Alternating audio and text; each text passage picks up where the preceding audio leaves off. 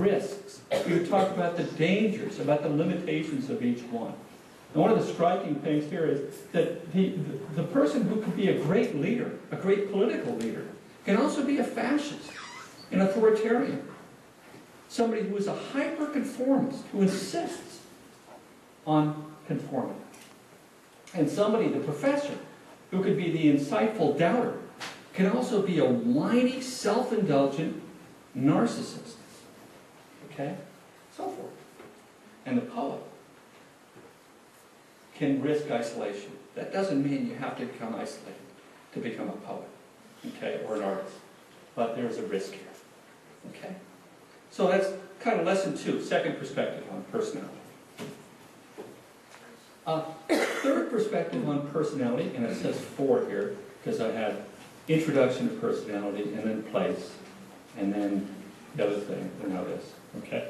So, is this notion that personality in college matters.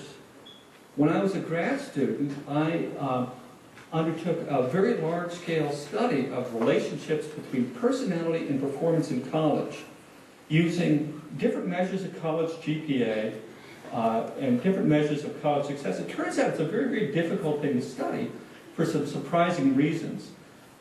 One of them is that the best students go on, the weakest ones drop out, so college GPA, 4-year college GPA doesn't exist for students who really, really struggle, for example. So you need to kind of combine the data and look at things carefully. And it turns out we find, what's R here? Who's in statistics? Correlation. The correlation between personality, a combination of personality variables, and college GPA is about the same as the correlation between SAT scores, verbal or quantitative, and college GPA. And that holds for both women and men. Okay, if anything, depending on the sample you look at, personality outpredicts the SAT in accounting for college grades. And this is not that distant from the exercise you just did, thinking about how personality variables help determine who succeeds and who struggles here at the Honors College. Okay? When you think about the students who are doing particularly well here, when you come back here for your 5 and 10 and 20-year reunion, the people who you're going to be most excited about seeing, the people who have done the greatest things, are not likely to be the ones with the highest SAT scores. They're going to be the ones who are able to contribute, okay? Whose personality combined this tension between, on the one hand, discipline, and on the other, creativity, and somehow made unique and important contributions to the world. Okay, so personality is associated with academic success. Personality is associated also with other stuff. One of my favorite studies was done by a woman, Ravenna Helson, and her colleagues, looking at graduates of Mills College. Anybody ever hear of Mills College? Mills College, Oakland, California, my hometown. Classes of 1958 and 1960. That would be your grandma, for some of you. These were exceptional women, exceptionally talented women. And what they studied within this group was the women who settled down early, who had a bunch of kids, the women who embraced careers early and stayed with those careers. During the 60s, a time of great social challenges. And guess what? Then as now, the personality variables of these women during college predicted when they would get married, whether they would stay married, whether they would stay in bad as well as good marriages, the number of kids they had, and their ability to enter and embrace and stay in a career. Okay? The so-called social clock project. A few of you are in my personality psychology class, so we'll be talking about this specific paper later in the term. And those of you who aren't can take that class in 2 years. Okay? So stick around. Okay, so finally, we've got personality and this college, personality and the Wilkes Honors College. And the Honors College is a very different place from other schools, as you know. And one of the things that makes it different is the honors thesis. Because in 5 or 10 years, When you're settled down with that family or without that family, and with that career or without that career, and doing what you're doing, or not doing, or should be doing, okay? And somebody asks you what you did in college, you will think of your honors thesis. Most of you will think of your honors thesis. For some of you, your honors thesis will be the most difficult thing you've ever done. And I have 4 students who are working together on this project, and they're asking you if you would join in, okay? This project will form the basis for the honors theses of several of your classmates, and if you choose to participate, you will receive a profile of your personality and how it compares to that of your peers, okay? 2 brief online surveys, each will take 30 minutes, and if you go to this website, you won't actually get right on the survey. What happens is that your name gets sent to me, and then I send you the survey, the first survey, anonymously. So we encourage you to do this. We expect that this study is going to go on. We're going to study how people change, who succeeds, here at the Wilkes Honors College and at other colleges as well. Okay? So I'd like to hold questions until my 3 students have presented. And there's a 4th who's also presenting on this, who was also participating in this project, and that's Amrita Gopaldas. And she couldn't be here, but we're going to hear instead from Dan Dixon and others. So, and Harriet, yeah, sorry, I didn't want this.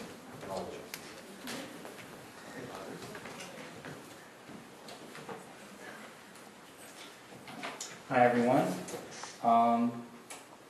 First I want to say it's pretty interesting for me to be up here. As little as 2 semesters ago, I was sitting right down there with you. I had to attend forum. So I'm very happy to be here.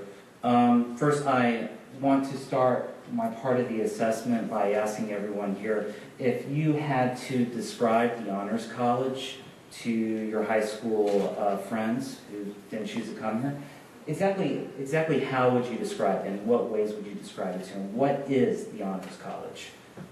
If anyone has an answer for me. Yes, in the back. Different. Different? How so? In a lot of ways. How small it is. How our professors know us by name. A lot of so. Yes.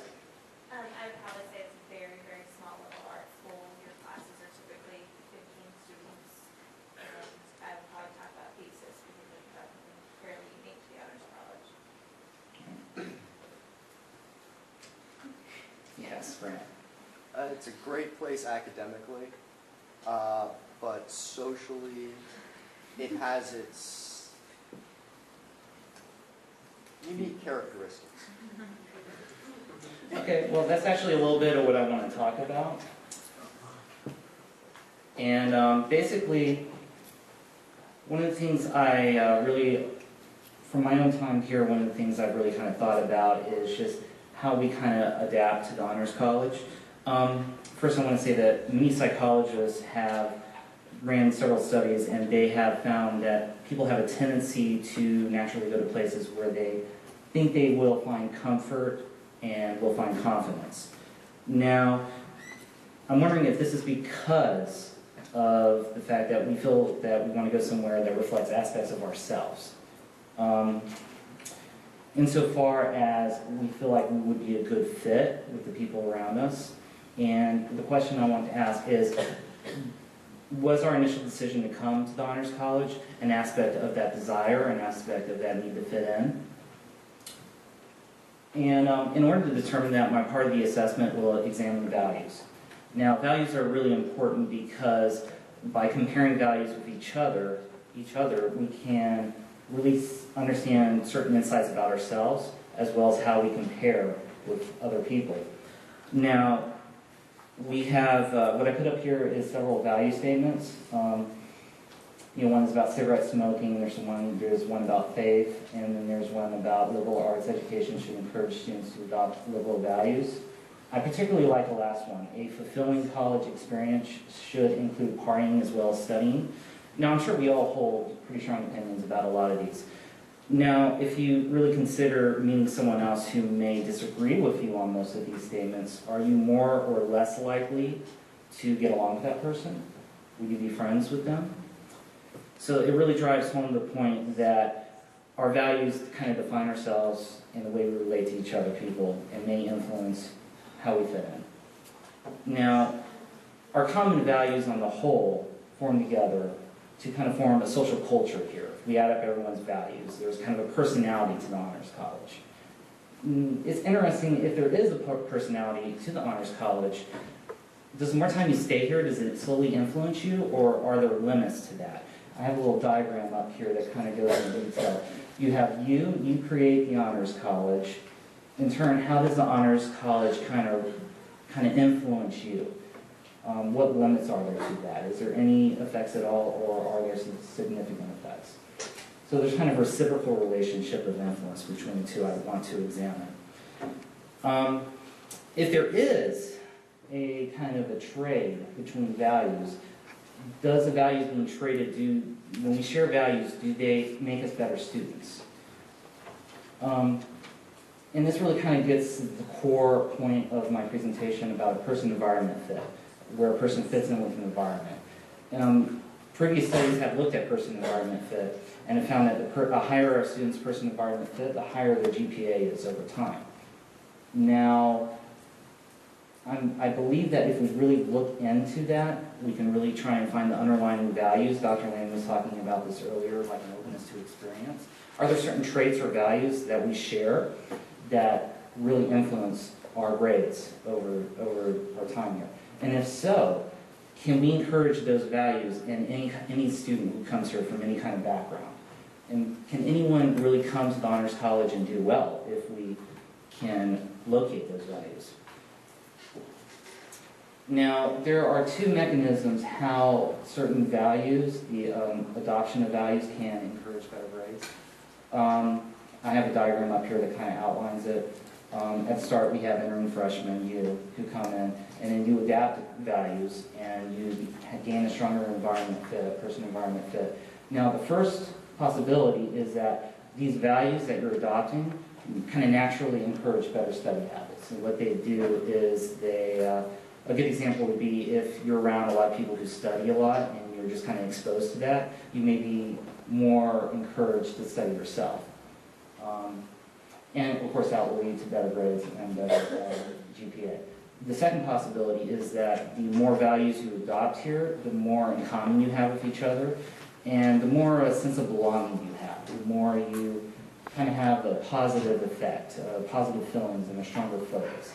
And that will allow you to focus better in your classes and also see an increase in grades. Now,